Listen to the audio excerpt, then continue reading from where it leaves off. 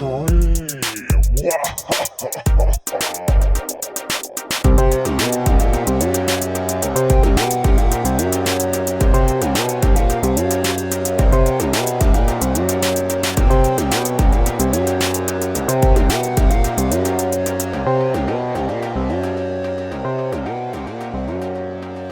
is Teenage Scream, where we lovingly dissect the best and worst of 90s teen horror.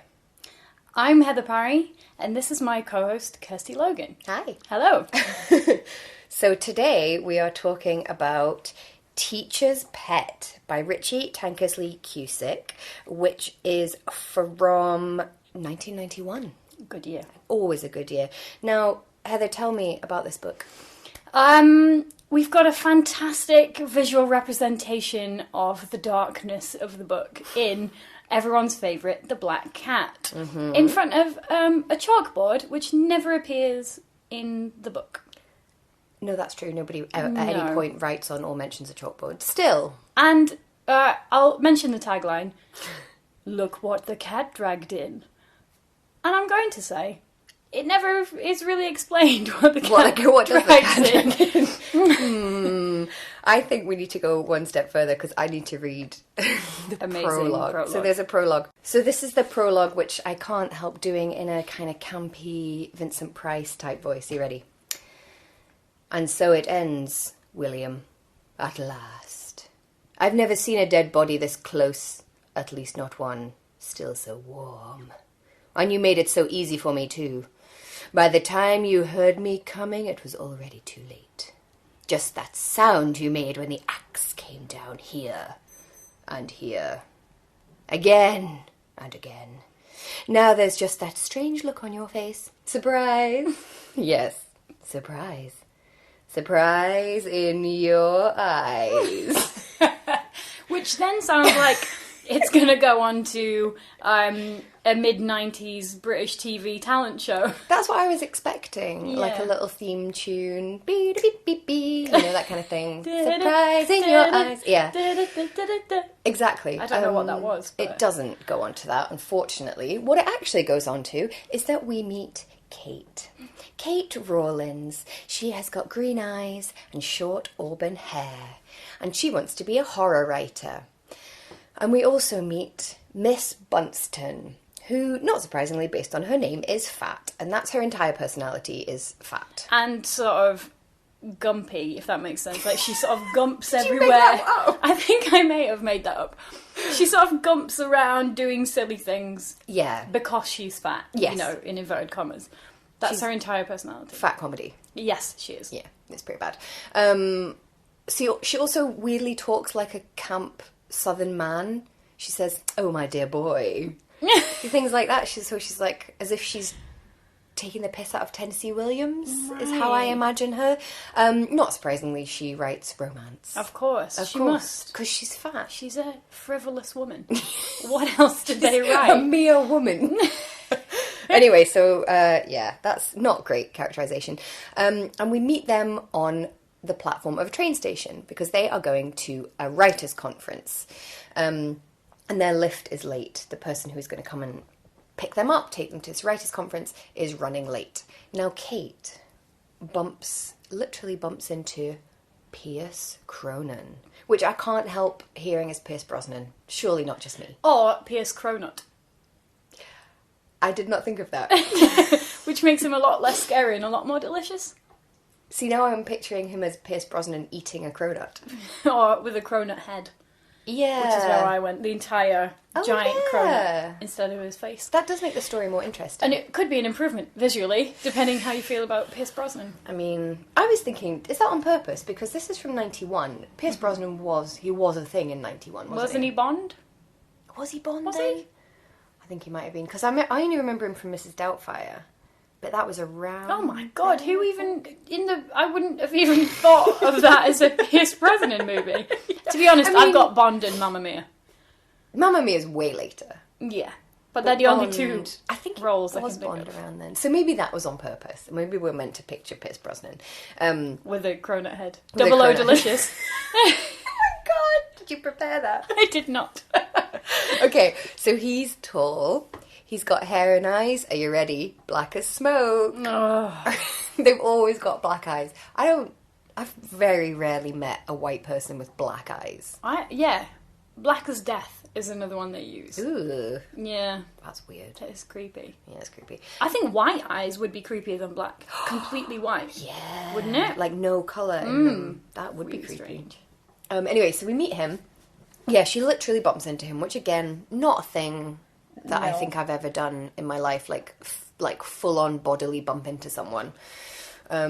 He gives Kate the creeps, and that is expanded on repeatedly throughout the book, which we will find out. Pierce says that William Drew, the hotshot writer, who's meant to be doing the lectures at the writing retreat, he's not there yet, and he probably won't be. Dun, dun, dun. Dun, dun, dun, dun. I feel like that's based on a real person. Stephen King. Do you think? But then Stephen King's famously a nice guy. Yeah, but this is from 91, when Stephen King was an alcoholic. Oh, good point. And a drug addict. Yes, because although I don't know if people knew that at the time, I don't know if kind of he confessed it later, because we hear that William Drew is like very famous, very well respected, but he is an alcoholic and is quite unreliable. I don't know if that was true of Stephen King at the time. Yeah. I wonder what the timeline is for that, because he said he couldn't even remember writing one of his books. Yeah. Didn't he? And even if people didn't know he was an alcoholic, I imagine he might have been a bit unreliable during that time as well. Interesting. And I mean, I'm just thinking of the timeline. He was very famous at the time. Yeah. So I do think it's meant to be based on him. Maybe. In my opinion. The other thing that Pierce says is don't wander off the trails into the woods because, quote, things, ... anything, ... could happen. Would you ever say that to a person? I'd be like, don't go down that alley, Kirsty, because you could get murdered. Not There's bears. anything could happen. Well, also, who would say that you would get murdered? Like, who gets murdered in the woods? I mean, famously, people. Do they? In films. But in films, not in real. You know this is a fiction book. Well, okay then. Okay, fair enough. I understand. We're in this kind of like meta horror movie. Because I imagine we're in like the woods from Friday the 13th. We're not in like real woods. We're in horror movie woods. This whole thing is quite meta. Yeah. Isn't it? Because it's sort of playing with the boundaries between real and fictional horror in a fictional book, I think. Are you giving it too much credit? Again, yes, I probably am, yeah. Because you're trying to make it be clever. I'm also trying to... Because we've both been on writing retreats in the last year. Mm-hmm. And you were writing horror stories. And she says a lot of things that I was like, oh, that's Kirsty. That's a Kirsty line. Really? And you lost your mind a bit, didn't you? Yeah, I did. I got a bit scared of things that were or were not there. It's not so much that I lost my mind in that I thought that there was a mad axeman in the woods. It's more that I was like, who am I? What am I doing? Have I made a terrible career decision? It was more... That's the follow-up. Boring than that. That's Teacher's Pet 2. Yeah, where she has a self-confidence career meltdown. Yeah, it was more... It's maybe not as exciting for a horror novel to be doing that. Anyway, so then... Kate goes to a kind of welcome party, and she falls asleep in a chair, and we meet Denzel Doyle. Now, we're still only on page 6, by the way. We're still very early on in the book, but I have to read you this, how we meet Denzel. Kate stared hard... so his face has begun to appear. Kate stared hard at the thick lenses and the oversized eyes. The leaves stirred, and a face came into focus. Then a wide, boyish grin... And last of all, a head of curly brown hair crowned with a cowboy hat. So she sees him appear out of a plant, but weirdly, like literally bit by bit, as if he's the Cheshire Cat. Which I imagine as the exact reverse of that famous Homer Simpson gif where he's going into the hedge. But it literally describes his features as like coming into focus one by one, which is very strange. That's weird. Yeah. And then she also says, psst, hissed a voice that seemed to belong to the eyes. Now, I don't believe that's where voices come from. Your features and things don't belong to each other. Well... What a strange bit of writing. It is very strange, isn't it? It's weird, this book, because there are some really bits of terrible dialogue and writing in there, but it is overall quite good. It's just really bonkers overall. It's like, if you can't get bored, because as soon as your mind starts wandering, it's like, no, here's a batshit thing! Have we said what this character's name is yet? Denzel. Denzel Doyle. Yeah. Did you not think of Dwayne Dibley? Yes, immediately. I did. And he's dressed like a total loser as well. Yeah. Oh, yeah, terrible. As we will see, he is the physical embodiment of friendzone. Yeah. Oh, so dude. badly. He's a bad friendzone. Anyway, here we go. So we've met Denzel Doyle. Also she wakes up because he pinches her. So picture this. You fall asleep in a chair. Someone through a plant pinches you and then slowly comes into focus and is wearing a cowboy hat. And it's called Denzel Doyle. This is page 6. Maybe we're misreading this book. Maybe all of this is a fever dream that she's having. That would make it much better. Yeah. I think. Also, don't pinch a person. I know. Prod. Who does that? Give a little shake. Who pinches? Pinches? What a bitch. Denzel, you bitch. So anyway, Denzel, he wears a cowboy hat. He is a playwright and he calls her Little Lady. One of many of the sexisms that occur in this book. I've made a list. We'll get to that excellent. a bit later. Oh my god. Maybe this is going to come later, but do we think Denzel Doyle is a men's rights activist? Oh, I don't even think he's got the cojones, to be honest. Yeah. You've got, it's a terrible ideology, but you've got to commit. Whereas I feel like Denzel, he's just like a rubber ball of a person. He's just, I don't know what he is. He's a strange character. It's almost as if he's a poorly written character. One may say. I can't get a hold on this the two-dimensional person you've written. How strange. I wonder why that is. It's almost like he's not a real person. So anyway, Denzel introduces Kate to Tawny. Oh. So Tawny, apparently that's a real name. Tawny has got long, frosted hair, which I picture as meaning like has ice on it, but I don't think that's what it means. Bleach blonde at the ends? Like, if you had frosted tips in the 90s, it was the spiky boy band hair with bleached ends, wasn't it? Oh, so it's like a really pale blonde dyed hair. But only at the ends? Maybe that's what frosted means. I don't know. Also, what's with the owls? Because he's described somewhat owl-like, and owlish glasses, and she's got an owl name. Oh yeah, I didn't think about that. Why birds? I don't know. Weirdly, I pictured her as like Goldie Hawn. Oh, that improves her. Like Tawny, Goldie. I can see where you've gone. Yeah, so I'm imagining this is a film with Pierce Brosnan and Goldie Hawn for some reason. I would watch that. I mean, to be honest with you, yeah, anything with Goldie Hawn. Anyway, so Tawny's a poet. She quite literally walks into walls and speaks in rhyme quite often. Oh, does she? I didn't notice that. Yeah, That's a weird red herring. This is a weird thing that point horror writers seem to have, in that they think that writers can only do in real life the things that they do as a job. So it's come up in other books before, and it comes up later in this one about writers being liars, as if writing is lying, and also that if you're a poet, you can only really speak in rhyme a lot of the time. Oh no, I did it! I'm a poet and I don't know it! Oh no! That's true, but remember the last time that came up was also in a Richie Tankersley Cusick book. So do you think she's a working pathological through some lie? issues? Maybe.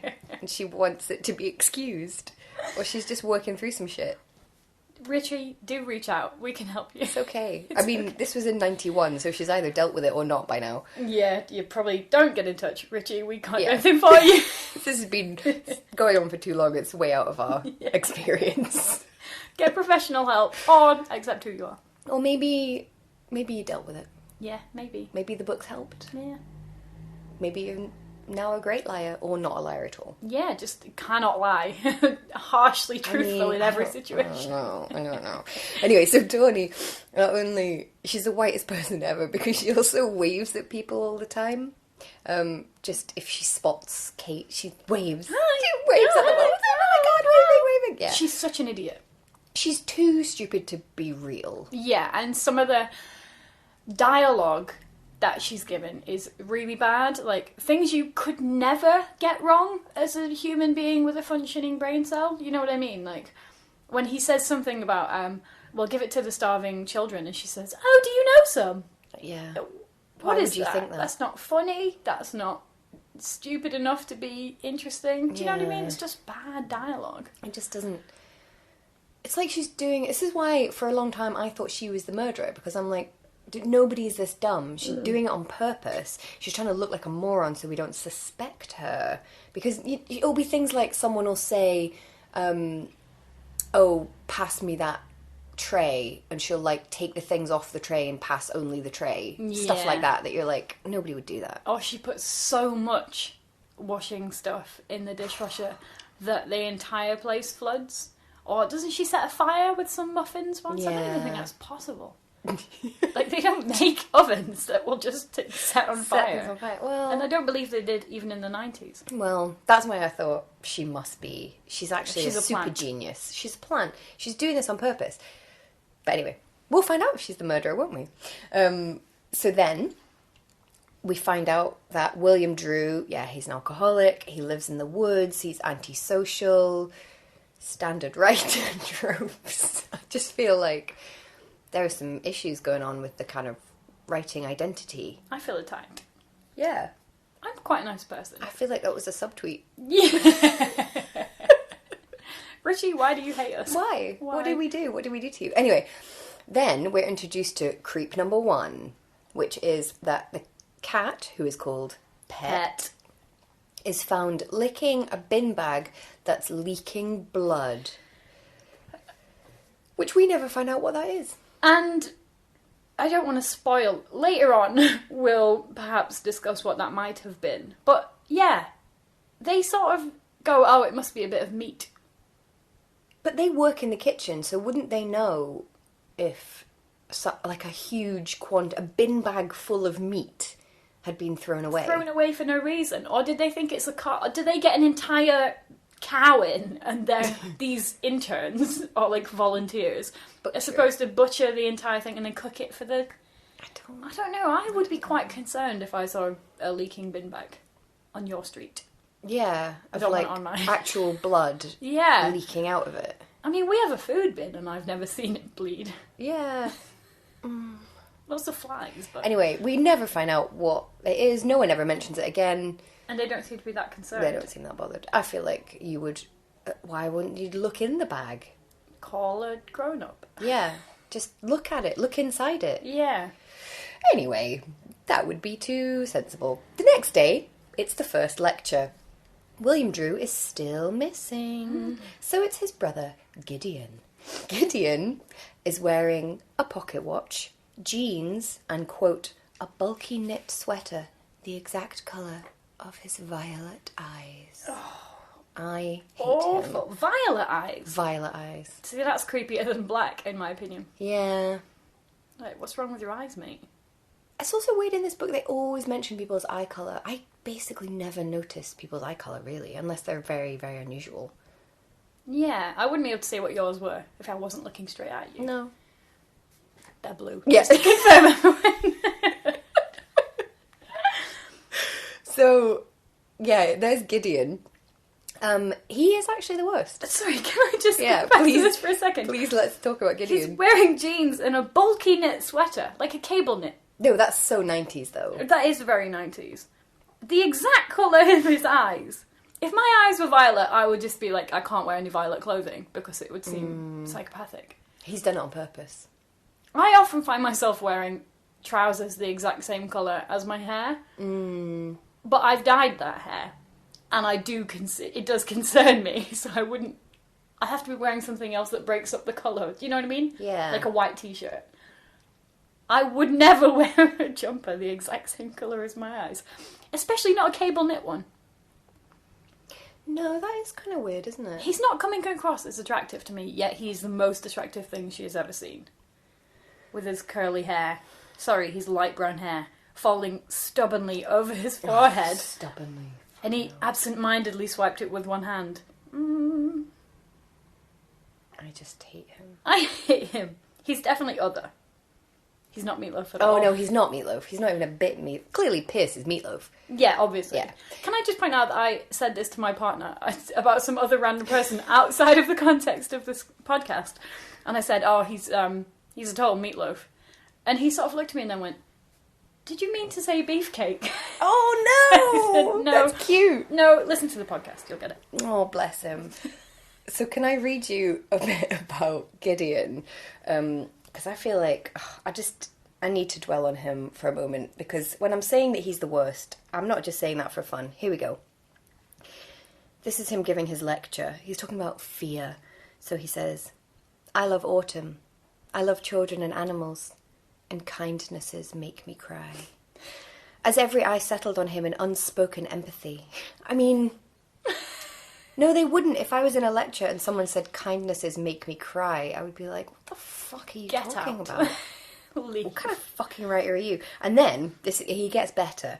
So he then sees Kate and like gloms onto her, can't stop staring at her the whole time. Which is creepy. Which is fucking creepy. And then he says, you're wondering if I'm a murderer. You're wondering if I'm a compulsive liar. You're wondering, and his eyes slid over Kate, if I'm going to kill you, too.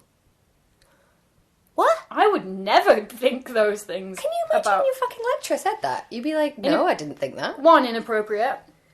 2, can I have a different grown-up? This grown-up's broken. How do I file a formal complaint? This is not okay. Would you ever? I don't think anyone's trying to murder me. No, why would you think that? No. Unless, well, maybe if they're kind of coming at you with a knife saying, I am going to kill you, then you'd be like, probably are. My issues about accepting situations, I'd probably be like, nah, they're probably just stretching with a knife. They're just joking. Yeah. They're just in an R.L. Stein book. It's coming to the end of the chapter. Wholly inappropriate. Anyway. Yeah. I mean, that is, by the way, just step 1 of what a bad grown-up he is. Yes. We're going to get into him. Oh, I just don't like him. He's so massively inappropriate because he also later says to her, this Kate, by the way, who is a teenage girl. How old is she? Just 17? met. 17? 18? She's not 18.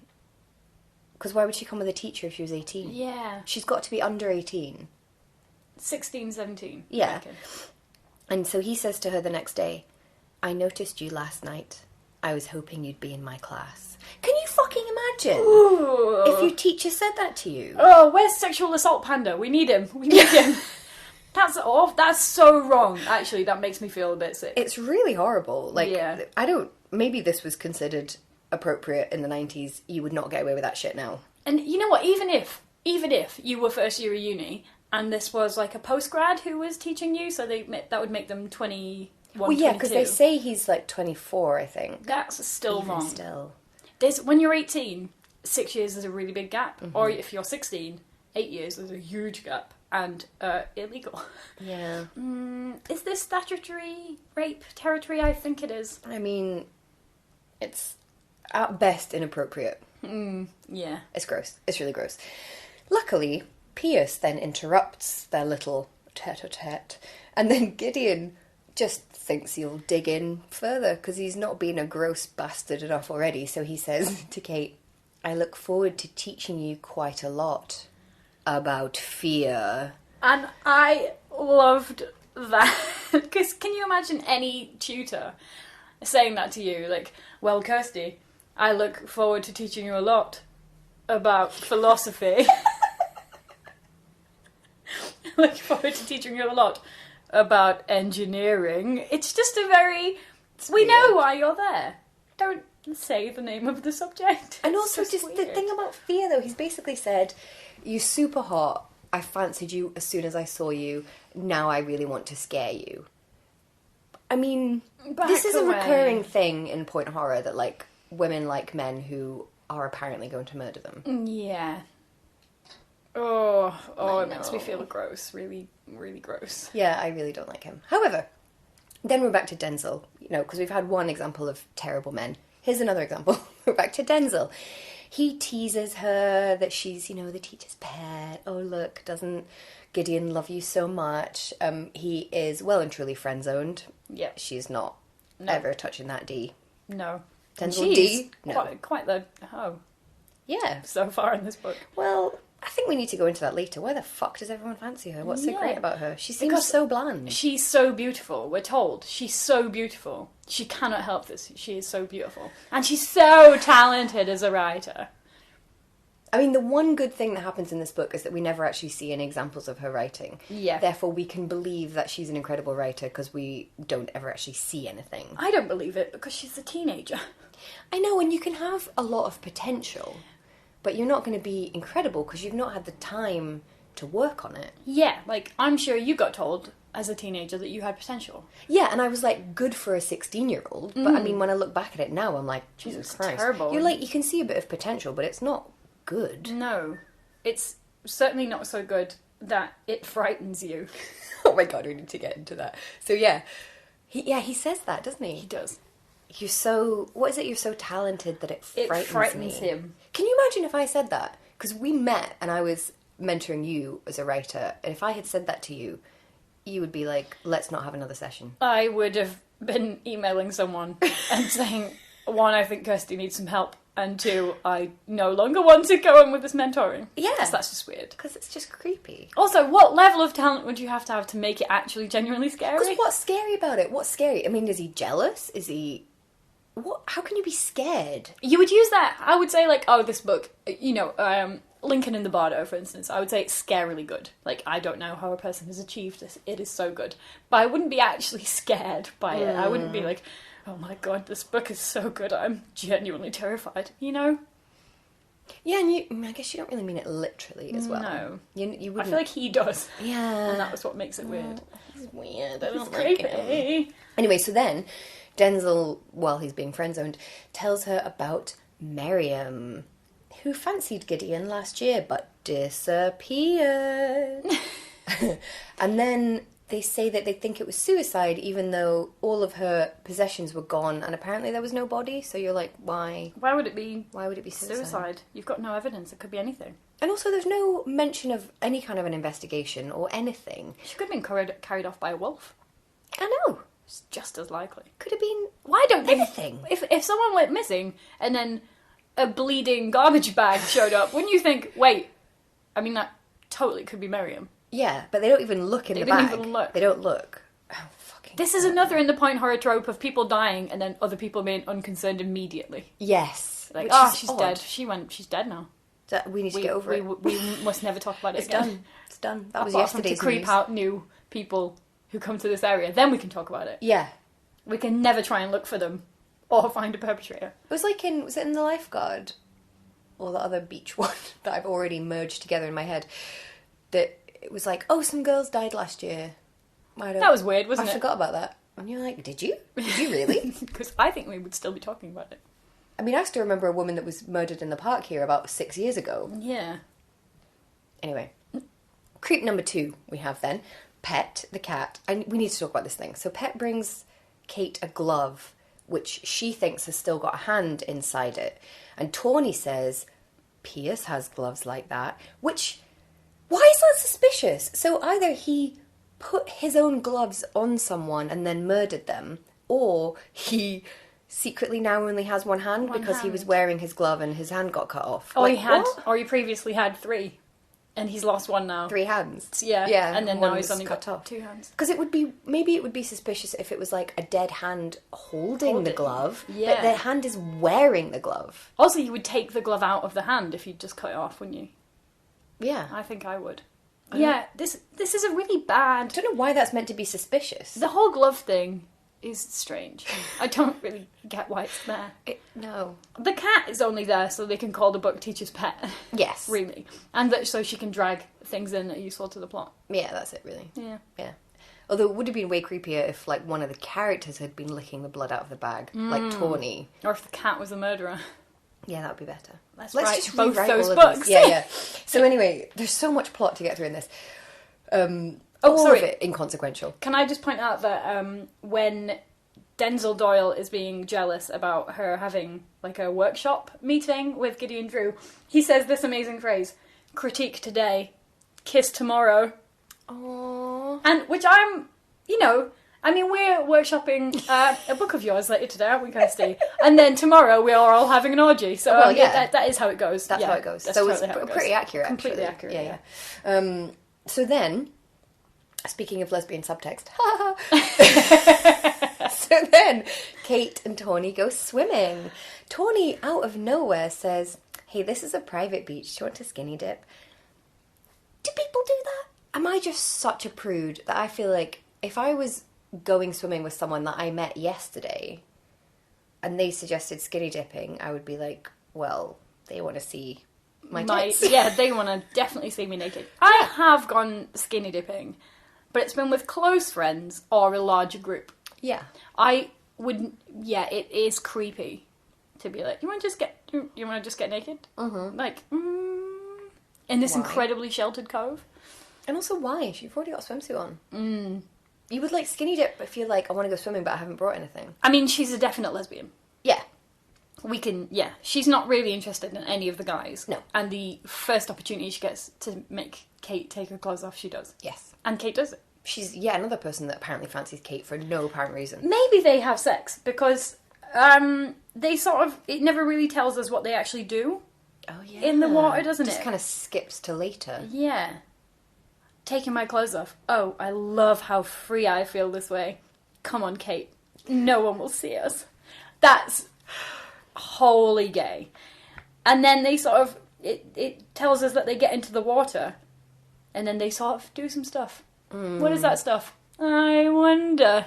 I think we know. Yes, I think we do. So then, creep number 3 after the off-screen lesbian sex, apparently.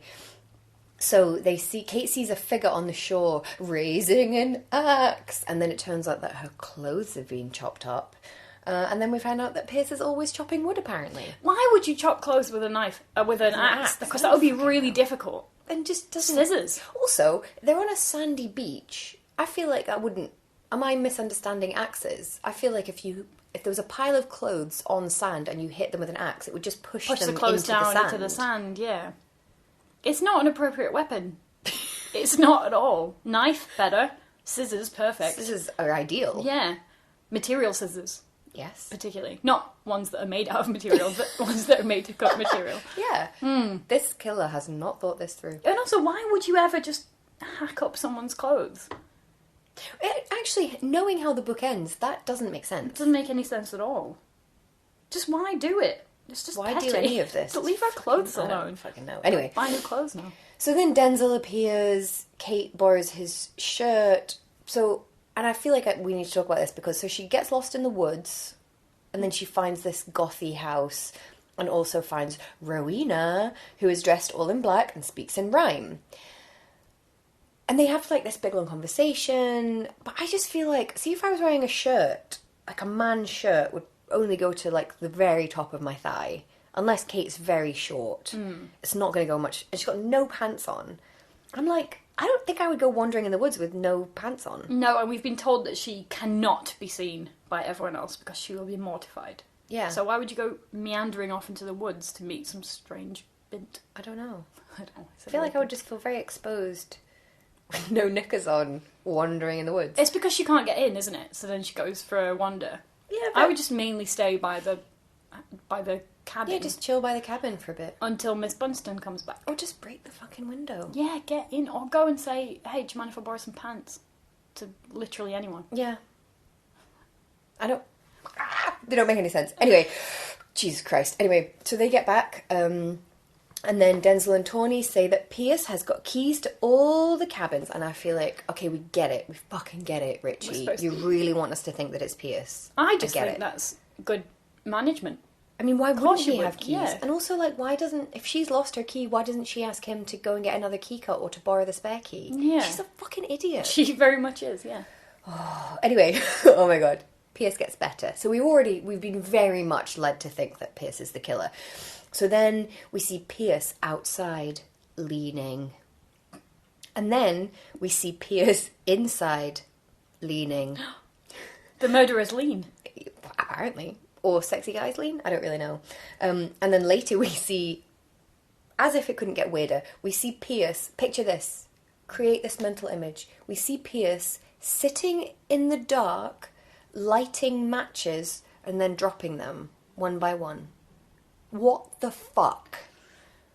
What the fuck? I mean, I think I've done this, because I very much like the smell of matches.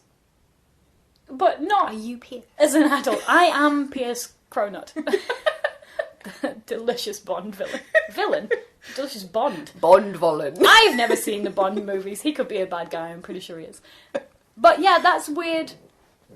I don't think I've done it since I was about 14. No, it's weird. It's like a comic... He's like a comic book villain. Yeah. Like a bad comic book villain. Just a waste of matches. I know. And they're in the woods. It's dangerous. Well, and all the log cabins. Yeah. It's just irresponsible. It's just stupid. This man should not be in charge. No.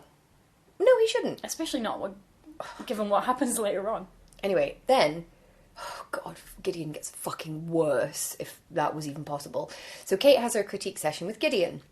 He says he doesn't like William, who's his brother, just as a reminder, and that he wrote William's famous novel, and that William blackmailed him into publishing it under William's name. Right? Also, he says Kate's pretty. Anyway, then he suggests that they go for a walk. Quote, he winked. I know trails you wouldn't even dream of. Keep it in your fucking pants, you violet-eyed perv. Jesus Christ. One of my favourite bits here is when they're having a kiss, because they kiss. Mm-hmm. And isn't that completely fine and appropriate to be making out with your tutor? Okay. Anyway, they have to stop because of something occurs. What occurs? Oh, some bollocks. Oh, I can tell you what it is. They find a glove. Another glove. And then Gideon panics, which I picture as him picking up the glove and going, ah! and running away. Although he does say this great carry-on camping phrase, something has come up. I'm sure it has, Gideon. So while you're kissing this child, you creep. Oh. Something's come up. Something has come up. I'm sorry, I must go. Something has come up. Oh, yes. Yuck. And we all know where you're going. He also says, anything could happen in here. Anything. And no one would ever know. Why is he such a freak? Well, just leave That's everyone not sexy. alone. It's not sexy. It's really not sexy. It's gross. Ugh. Oh, I don't like him. Anyway, then we have another creepy thing which happens, which is this.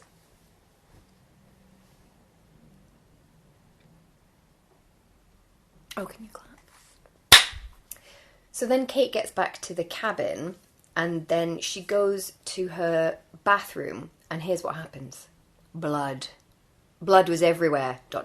Splattered on the walls, ... The tile, ... Dripping from the sink, ... Smeared in wide, greasy arcs across the floor, ... Anyway, there's blood. There's literally blood.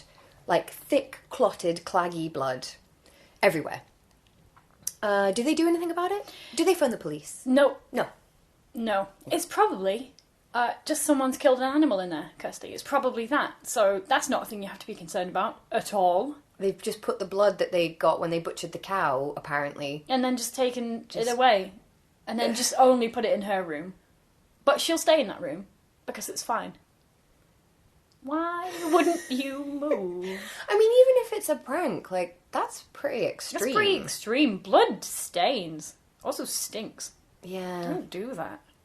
Saran wrap the toilet. That's fine. Yeah. Don't smear someone's entire cabin with blood. And, like, that's a lot of blood. Where are you going to get that much blood from? Think about when you were on your retreat on the west coast of Scotland, Kirsty.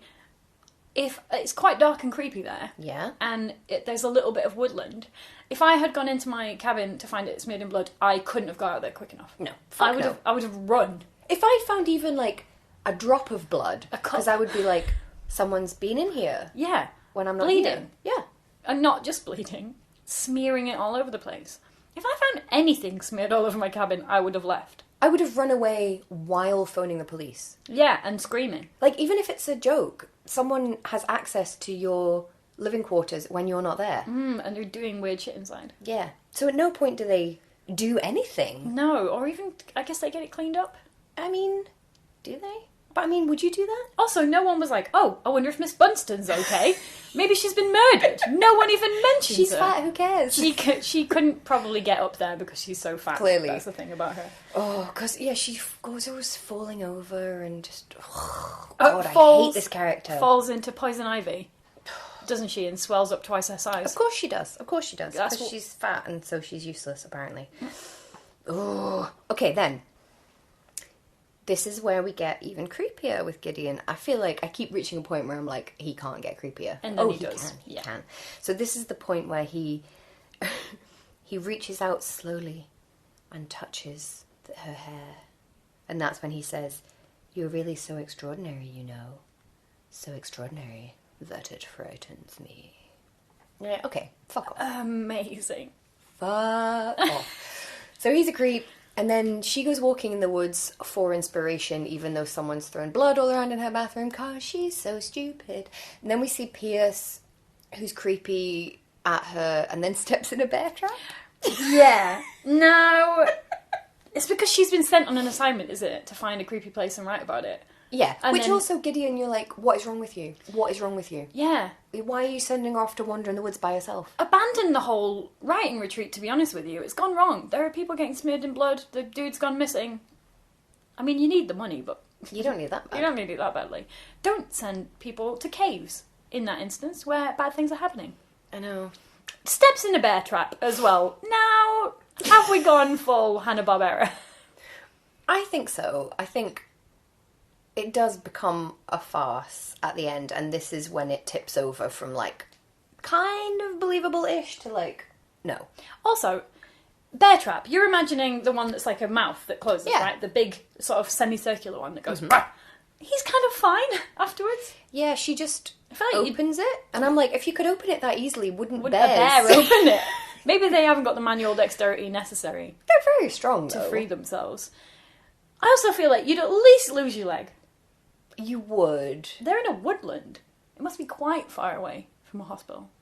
Yeah, because if it's strong enough to trap a bear, it must have a lot of power in it, right? You would think so. Or maybe it's a cheap one like your mouse traps. Which can't... Yes, we've got mice.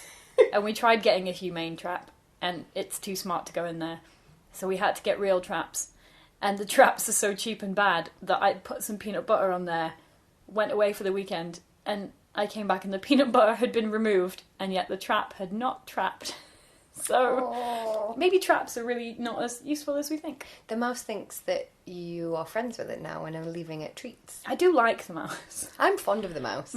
Have you seen him skittering? I haven't seen him, but I just like that he takes it peanut butter and then just leaves. Maybe he's actually Jerry. Oh, maybe. Yeah. That's a real thing. Is he real? Also, anyway. we should mention that Pierce has technically saved her life at this point, because she was going to go into the cave. Yeah. And he, despite telling Gideon to put the cave on the list of places that they could go, sort of forgot that there were snakes in it all the time. So he went in and got rid of the snakes before anyone else got there, but also set the bear trap. Yeah. And then they kiss. Well, even worse, she kisses him. Why? She thinks he's a creep. Why would she kiss him? Because he's been caught in a bear trap, and you have to make out with people if they've been caught in a bear trap. Then they deserve it. Did you not get the PSA? No, fuck. You have to do I've that. been trapping people in bear traps and not kissing them this They're whole probably all time. dead. They're probably all dead. And I could have saved them. Their blood is on your hands. Oh well. At least their saliva's not in my mouth. No! I mean, Pierce sounds gross. Let's be honest. Yeah. Why does she awful. kiss him? I wouldn't kiss him. Weirdly, I kind of picture him as Richard Ramirez. Because he's like tall. Who is this? Dark, the serial killer. Oh, I don't know if it... That's weird that I do. I'm a creep. Yeah, he's like tall with dark hair and dark eyes, and women inexplicably fancy him. Well, I think he's dead now, but they did fancy him. And like when he was in prison, he was on the news, obviously like, look, this man who raped old women and killed children, he's been arrested. And apparently loads of women were like, oh yeah. Oh my god. He looks so sexy. He had loads of like women who were in love with him. We are taught to have such low standards as women, aren't we? That's just awful. You're like, yeah, he did rape this old woman. But he is a human man. He has got 2 eyes, 2 legs, 2 arms. I mean, score. Functioning penis. Yeah. That's Is that all we need? All we're taught to aim for, really. I feel like I would prefer no eyes, no arms, no legs, but hadn't raped an old lady. Yeah, me too. I would prefer to be alone. Well, yeah, than that all is of the also an above option. options. We really are Also an taught. option. We really are taught as women to accept any man who will have us. Yeah, as well, that's which is sad, really isn't it? gross. Oh, this will come into the end of this book, but that also a man can earn you. Oh, yeah. And then if he's done certain things, then, hey, he's earned you. Gotta go out with him now. Very problematic. Yeah, it's horrible. I mean, the gender politics in point horror are never good, but I feel like they're particularly bad in this book. Yeah, they're terrible. Yeah. They come in super bad at the end that I'm like, I can't believe that's actually happened, but we'll get to that. Okay, so then she frees Pierce from the bear trap. She finds this house in the woods, which is a goth paradise, basically. Everything's black. It's basically like my ideal bedroom when I was a teenager. Dead flowers everywhere. It's very much like Kat Von D's house, because I follow Kat Von D on Instagram, and her entire wedding was red and black. And I mean entirely. Everything. So now I can't just help but think it's Kat Von D's bedroom. And she has a black garden with black plants in it. Because she's committed. Read Teacher's Pet. I think she is this character. She is Rowena. Wow. Anyway, so then Gideon appears. We have some particularly awful dialogue, I have to say. My God. Gideon's face twisted. My God. He stood up slowly, one hand reaching out to her in slow motion. Wait, let me do that. Was that too slow? Do you need a That's hand really for slow. something? You really need to go now, Kate. Forgive me, but I have a lesson plan to finish, and it's been a tiring day. I mean, all right then. Okay, bye. Bye. Okay, leave you alone now. While he's reaching out to her in slow motion. What the fuck? Go. I've got a lesson plan to write. That's a really weirdly undramatic thing to say in You're that. making it sound like he's coming in his pants. Oh God, I've got to take the bins out. Oh God. Something's come up. Something's come up. Leave. Anyway, so then after he's apparently come in his pants, we found out that Rowena is his sister who died in a fire last year. She was apparently perfect, dressed in black all the time, and wrote amazing poems about death. She is Drusilla. Oh, yeah. From Buffy, isn't she? Or Wednesday Addams. Or, yeah, a combination of the two. Yeah, which is basically everything I wanted to be when I was a kid and I read this book. I wanted to be like goth Barbie. Yeah. She does it very well. Yeah. So maybe that's why I liked this book, because I was like, number 1, I want to be a writer. Number 2, I want to be super goth. Oh my God, I can be goth Barbie writer. Yeah, exactly. So clearly that was why I liked it, because I can't think that I liked the fucking story or Kate. Anyway, so then Gideon cancels the class to chop some logs in the forest. Of course. Okay.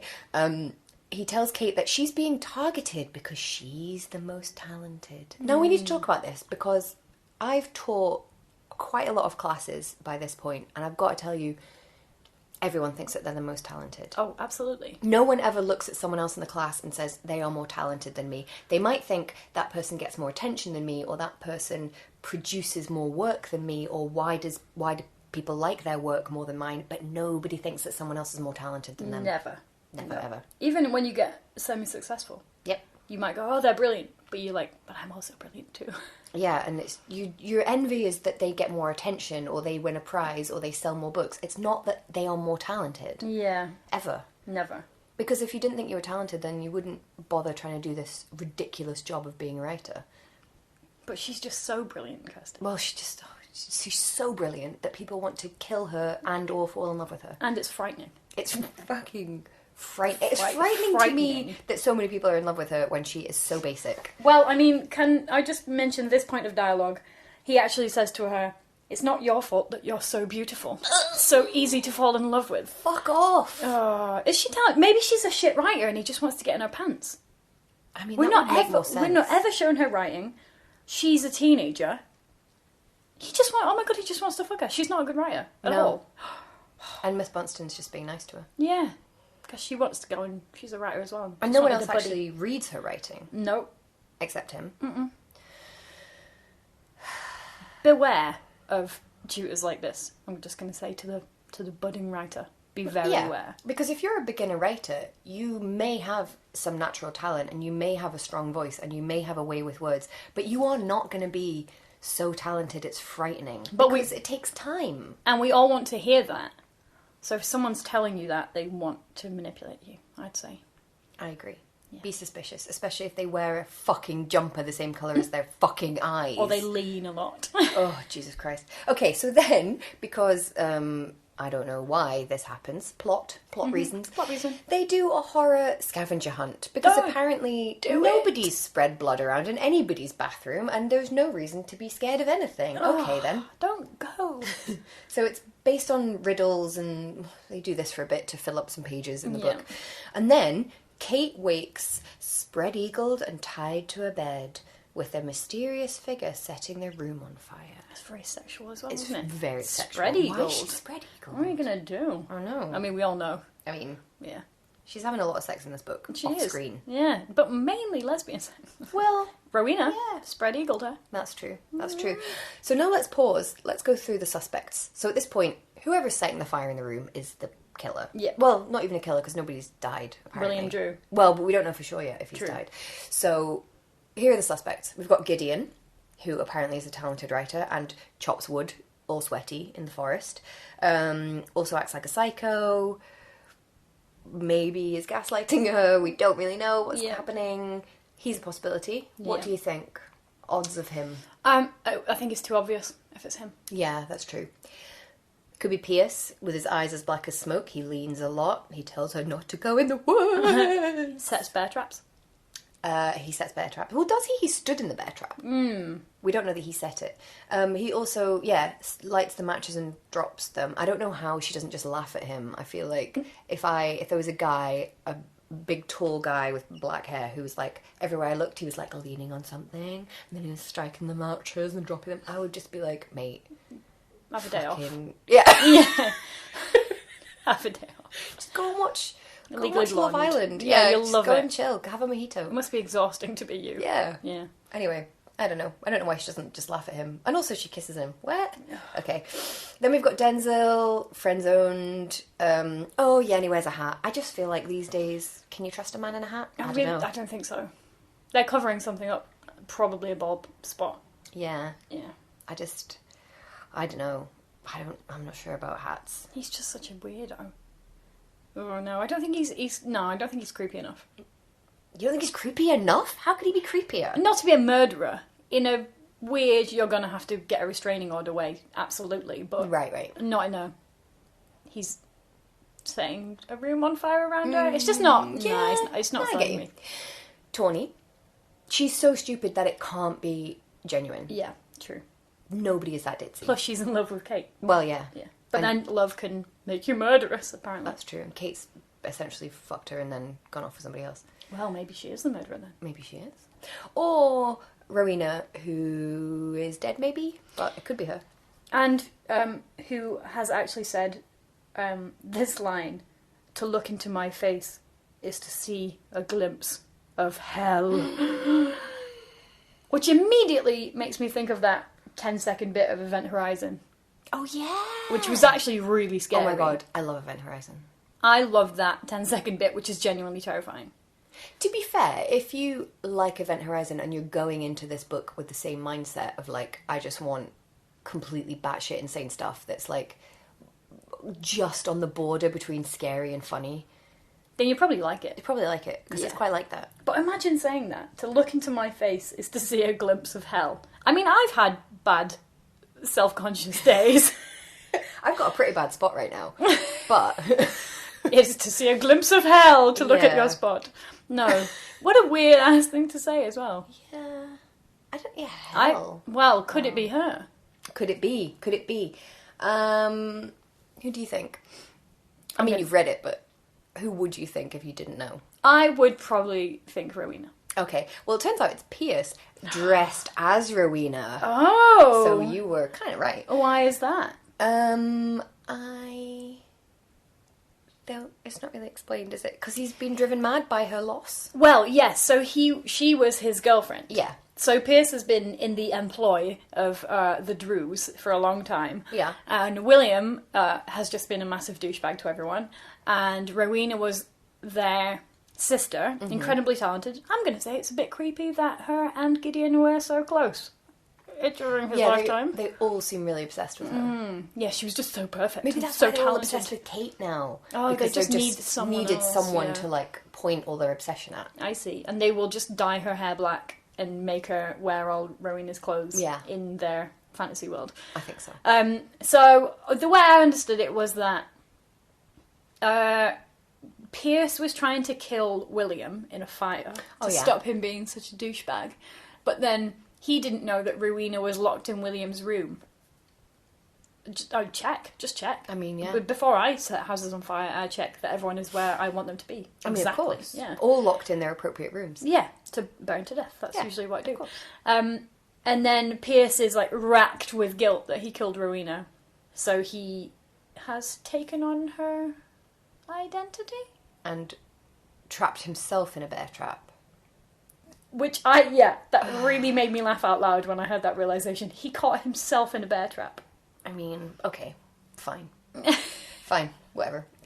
Anyway, they win because Gideon tricks Pierce as Rowena by bringing in Tawny dressed as Rowena, which confuses him, I guess. Because he's like, but I'm Rowena. But now Rowena's there. And I loved her so much that I can't tell that this person who looks nothing like her definitely isn't her. Yeah, I don't fucking know. Also, it turns out that Rowena killed Miriam, like real Rowena, before she died, killed Miriam, as I understand it. And Pierce, as Rowena, killed William.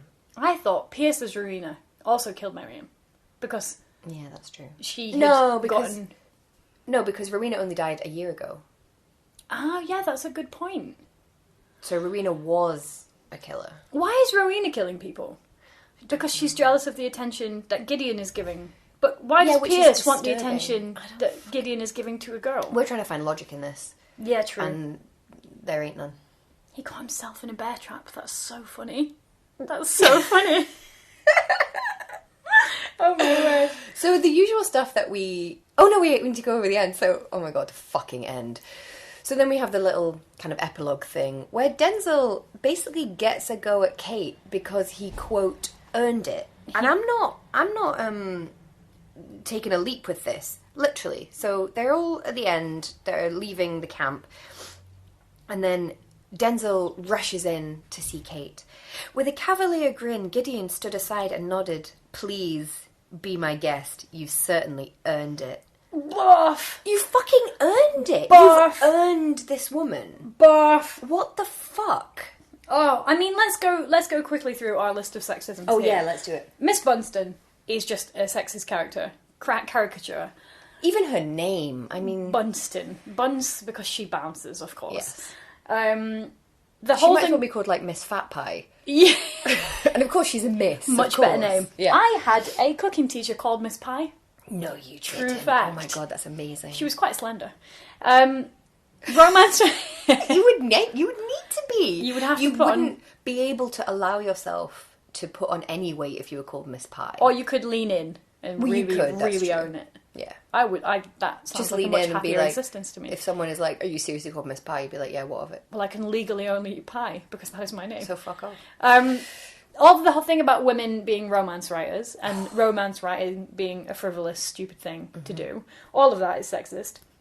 Denzel Doyle refers to Kate as little lady and kid, and I'm like, she's at most 2 years younger than you, so that's very patronising. And you're working in a kitchen, and we've been told that you're not a very good writer, whereas we've been told that she's a very good one, so maybe shut up. It's not He's your just fault. jealous of how talented she is. Oh yes, well we were all jealous of Kate, aren't we? It's not your fault that you're so beautiful. Looks are the only thing, aren't they? And she's got them. And everyone else who is not that attractive is irrelevant. Yeah. Be your guest. Be my guest. You've certainly earned it. She's literally a prize. Yeah. She's literally a prize to be won. What is that like? That's a line from a Disney film, isn't it? I am not a prize to be won. That's from Aladdin. It's from Aladdin, yeah. which came after this. Maybe Yes. it's a direct response. I mean, I can only hope. Just incredibly sexist. Yeah, it is gross. And then does she kiss him? She does kiss Yeah. him. Stop kissing everyone. They're all weirdos. I You know. can do better. You don't have to kiss people. You're so beautiful. That's not how you show people that you appreciate them. Yeah.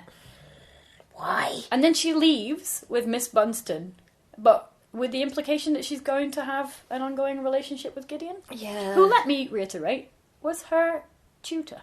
Yes. And also, Kirsty, Logan, what happened to William Drew? Who killed him? Pierce did, as Rowena. So what's the bleeding bag? Who is that? Oh, I don't know. Nobody cares. Whose is the hand? Why would somebody put all the blood in the bathroom? There's another corpse here. And whatever was killed to get all the blood in the bathroom. There are I don't know. What has so occurred? many plot holes. Why are they taking like teenagers to this murderous place where things happen? Where are the checks? Where is the legislatory body that's allowing this to occur? Has anyone had a background check? No one has gone through Disclosure Scotland. They have not. For a start. Terrible. Terrible. Just to reassure you, I have gone through Disclosure Scotland. I think I also have. Well, and I was not a murderer. We are safe Were with you? one another then. Oh, I was, yeah. Oh, but they just... But now everybody knows, so it's okay. Yeah, that's fine. Yeah. Also, just in case Denzel had not creeped you out enough, here is his hilarious parting words to Kate. So she's on the bus, leaving, and he's chasing her and says, "I'll find you. I'll track you down. You can run all you want, but I'll be right on your trail." I mean, ha ha ha. Literally going to stalk me. He's basically saying he's going to stalk her. Because he's earned her. Exactly. Kirsty. Where's his prize? That's not fair. You can't take the prize away. He isn't a men's rights activist. Yeah, oh god, he wasn't, and then this story made him so.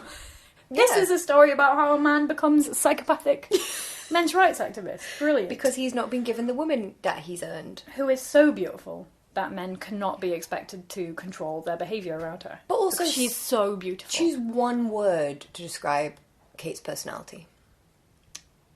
Do we know anything about her personality? Yeah. Passive? She's got auburn hair. Naked sometimes is the best we can do. There's not. You can't describe any aspect of her personality. Nice. Guess she's kind of naive. Is she nice? What does she do that's nice? But she doesn't do anything for anyone. She's just sort of living beige. She just exists. Again. Living beige. She exists. That's all she does. But she does it beautifully. Oh, fucking hell.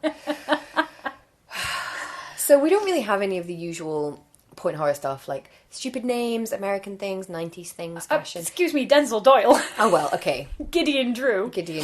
Tawny. Okay, we do have stupid names. That's not true. We do have stupid names. But, like, the other stuff, this story could happen... Anytime. It could be the 60s, it could be now. I mean, it could never happen, but if it didn't happen, it could happen anytime. And it would be offensive whenever it happened. Yes. Oh, fucking hell. Okay, so here is our point horror top trumps. A too stupid to live heroine.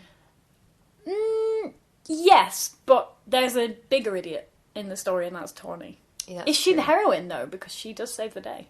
That's true. So yes, hard yes. Yes. Also, I just don't understand why everybody fancies her. Also, do you know what Gideon says? This is a fucking quote. I wrote this down. Gideon says, he hasn't cared about anyone like this in years. He literally met her the previous day. Yeah. That is tragic that he cares about nobody in his life as much as a woman that he met.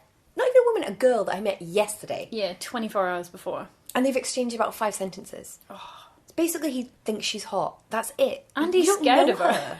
Because she's so talented and beautiful. That's just so sad. It is, isn't it? You need to get out more, Gideon Drew. Yeah. Get on Tinder. Just nice people, I've I've heard. People out there. Yeah.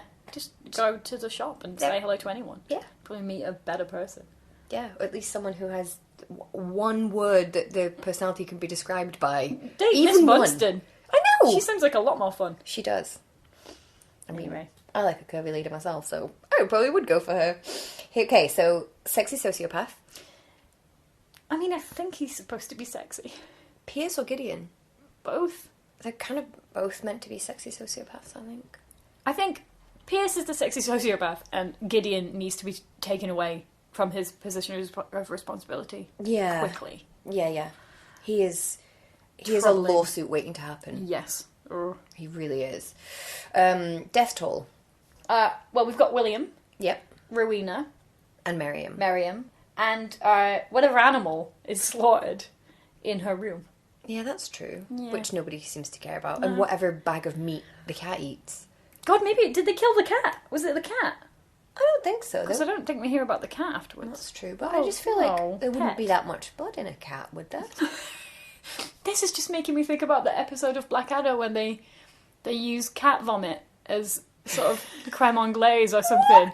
And he says, I just didn't think you could get so much custard out of such a small cat. How much of any fluid is in a cat? Well, don't know. There's probably a website. Don't want to find out, actually. No, I feel like our Google search histories are bad enough already. Let's not Google it. No, this week's been particularly bad for that. Yeah. Okay, so 3+ the death toll. Yeah. Is it good? Ooh. No. I agree. Yeah. What are you going to give it for goodness? A 2. 2 out of 5. Yeah. Yeah, I agree. Is it good bad? Yes. I'd give it a 4 for good bad. Yeah. Because it's weird. Bonkers. And really obviously influenced by Wuthering Heights. Oh, do you think? But like really badly. Oh yeah, the kind of weird sibling thing. He's a bit like Heathcliffy, isn't he? Yeah. Like, badly, but you can see it. Yeah. That's true. And it doesn't ever allow you to get bored. Because it just throws endless plot at you. Endless weird plot. It's an enjoyable book to be really annoyed about. Yeah, I wouldn't say it's like quite a hate read. It's more like a roll your eyes at how weird it is. Yeah. I agree. So, I quite enjoyed it. What are you going to... Oh, you 4. I agree. Yeah? I agree with 4. 4, yeah. Yeah. So, what are we doing next week? Next week, we'll be covering The Girlfriend by everyone's favourite R.L. Stein. And I'm very excited about it. I can't wait. I remember having this one. Yeah. As a teenager. Do you? Yeah, for sure. I don't think I did. See, I remember having Teacher's Pet, and I remember really liking it, but I think it's because I wanted to be a writer. So I thought it was very kind of cool and exotic. See, I had The Girlfriend, The Boyfriend, and I think The Babysitter in one of those 3 collections. I do remember that.